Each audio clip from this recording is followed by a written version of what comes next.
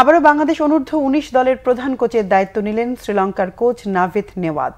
২০২০ সালে তার অধীনেই আকবর আলী, শরীফুল, তাওহিদ হৃদয়, রিশাদ হোসেনরা দক্ষিণ আফ্রিকায় অনূর্ধ্ব ১৯ বিশ্বকাপে চ্যাম্পিয়ন হয়েছিল।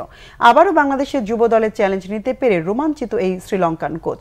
নাভিদ জানিয়েছেন, তার উপর প্রত্যাশার চাপ থাকলেও এই বাস্তবতা মেনেই আরও বড় পরিসরে অনূর্ধ্ব ১৯ দল নিয়ে কাজ করার পরিকল্পনা তার। আবারও বাংলাদেশে ফিরতে পেরে ভালো লাগছে।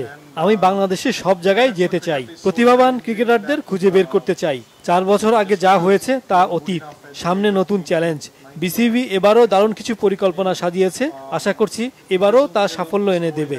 বাংলাদেশ ও শ্রীলঙ্কায় বয়সভিত্তিক ক্রিকেটে অনেক প্রতিভা, কিন্তু আন্তর্জাতিক ক্রিকেটের চ্যালেঞ্জটা অন্যরকম।